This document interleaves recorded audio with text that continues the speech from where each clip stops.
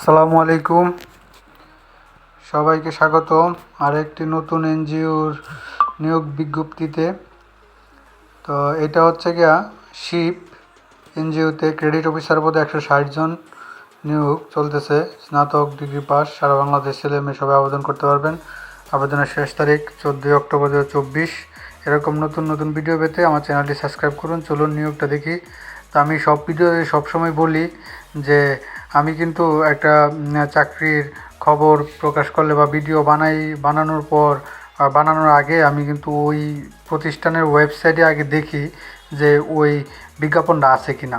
তো এরকমই ভিজিট করলাম তাদের শিপের ওয়েবসাইটে। তো এখানে কিন্তু কেরিয়ারে কিন্তু ওনাদের ইয়াটা নাই, বিজ্ঞাপনটা নেই। এখন সবাই পাবলিশ করার জন্য বিডি জবসের মাধ্যমে হয়, যার জন্য হয়তো এটা একটা কারণ হতে পারে। কারণ বিডি জবসে সবাই আবেদন করে বা ওখানে লোক থাকে, হয়তো বা ইয়াতে সবাই জানে না, ওয়েবসাইটে সবাই ঢুকে না, তো এই জন্য ওখানে দেওয়া। তো চলেন দেখি এই আবেদনটা। তো আবেদনটা হচ্ছে কি আমি বিডি জবসের মাধ্যমে পাইছি।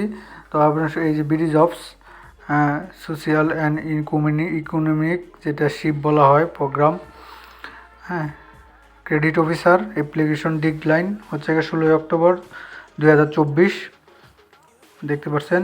আর এটা পাবলিশ করা হয়েছে 17 সেপ্টেম্বর 2024 সালে, সেপ্টেম্বর 17 তারিখ করা হয়েছে। ক্রেডিট অফিসার 160 জন, ভ্যাকেন্সি 32, মানে 32 পর্যন্ত সর্বোচ্চ। লোকেশন ঢাকা, মানিকগঞ্জ ইত্যাদি আরও যে জেলা আছে। তারপরে এক্সপিরিয়েন্স 1 থেকে 3 বছর। পাবলিশ 17 তারিখ, যেটা আগেই বলছি। যে আর ডিক্লেয়ার হয়েছে গিয়ে 16 অক্টোবর। তারপর রিকোয়ারমেন্ট এডুকেশন স্নাতক ডিগ্রি পাস অথবা এনজিও বা আর্থিক প্রতিষ্ঠানে 1 বছর অভিজ্ঞতা সহ এইচএসসি সমমান। আপনার যদি ডিগ্রিতে আপনার সর্বনিম্ন লাগবে, আর হচ্ছে আপনার যদি অভিজ্ঞতা থাকে। তারপরে অধিক অনভিজ্ঞতার ক্ষেত্রে যারা মানে আরও নতুন করে অভিজ্ঞতা আছে যাদের, তাদের জন্য শিথিলযোগ্য আর কি, এটাই লিখছে। হ্যাঁ, এক্সপিরিয়েন্স 1 থেকে 3 বছর। এডিশনাল এইজ 32 ইয়ার। ক্ষুদ্র ঋণ মাঠ পর্যায়ে অভিজ্ঞতার ক্ষেত্রে অভিজ্ঞতা দেওয়া হবে। নারীদের আবেদন করার বিশেষ অনুরোধ করা হলো। তো এটা হচ্ছে social and economic enhancements programme শিফ, যেটা সংক্ষিপ্ত বলা হয়।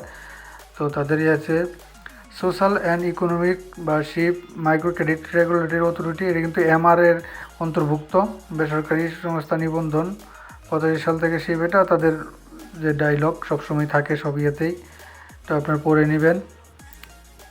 মূল দায়িত্বসমূহ: শাখা ব্যবস্থাকার নির্দেশে কর্ম পরিকল্পনা অনুযায়ী মুভমেন্ট, সমিতির গমন, মাঠের গমন, মানে মাঠের কাজ সবই।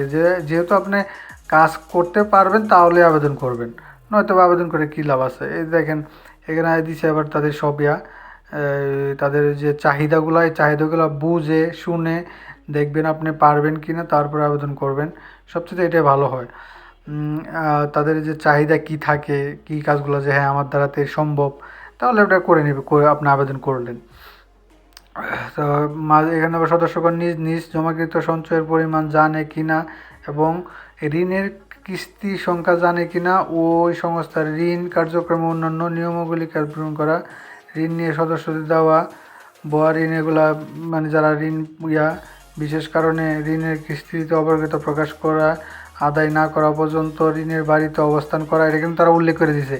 এবং দলীয় চাপ সালিশ বিভাগের মাধ্যমে কিস্তি আদায় নেওয়া, খেলাপি ঋণের সম্পর্কে তাৎক্ষণিকভাবে ব্যবস্থা করা। একটা ইন্টারেস্টের বিষয় হলে তারা কিন্তু উল্লেখ করেছে আপনি বসে থাকতে হবে, কিস্তি নিয়ে আসতে হবে।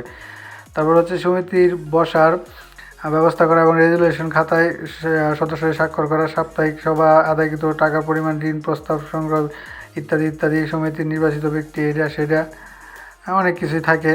সংগঠক হিসাবে আপনাকে 400 জন সদস্য এবং 350 জন ঋণ দেখাতে হবে।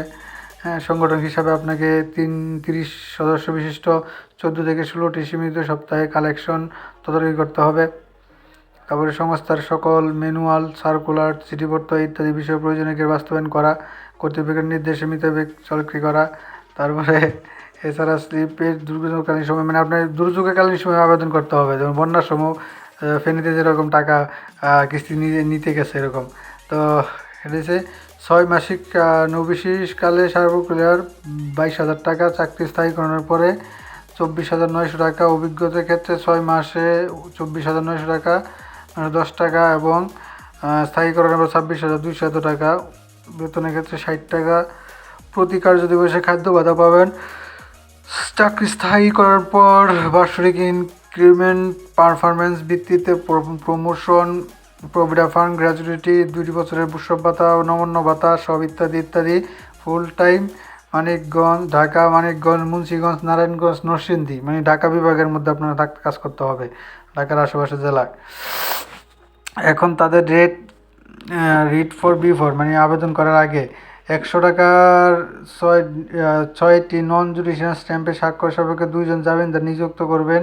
নির্বাচিত ব্যক্তিকে 15,000 টাকা জামানত যোগদানের জমা দিতে হবে। চাকরি শেষে লাভসহ ফেরত। তবে 1 বছর চাকরি অতিবাহিত হলে শুধুমাত্র বাছাইকৃতদের ইন্টারভিউ ডাকা হবে। কোনো তদবির হিসাবে করবে না, .. যা আছে সব। তবে একটা জিনিস তারা উল্লেখ করে দিয়েছে যে আপনার কিস্তি আদায় করতেই হবে, হ্যাঁ, আপনার ডিউটি পালন করতে পারে, মেঘ বৃষ্টি ঝড়ের ভিতরে এই উৎসাহ করলে কাজ হবে না। তো এখানে যে application procedure, send your CV, give us শিপ hrcb.gmail, মানে আপনার সিভিটা এটা কিন্তু অনলাইনে না, এটা আপনি মেইল করতে হবে। মেইলে আপনার ওনাদের ওই মেইলটাতে আপনি করে দেবেন আপনার সিভিটা আপনার ড্রপ করে দেবেন, আপনার সিভিটা মেল করে দেবেন। মেল করে দিলে ওনারা আবার করবে, এটা রিভিউ করবে।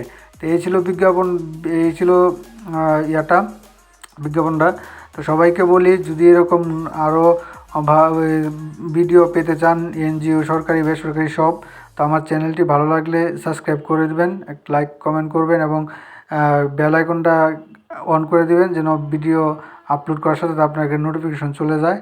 আর অবশ্যই আপনারা বুঝে শুনে কথা বলে তারপরে স্থায়ী অন্য যারা চাকরি করে কথা বলে আপনারা আবেদন করবেন। তো এই হলো আজকের ভিডিও।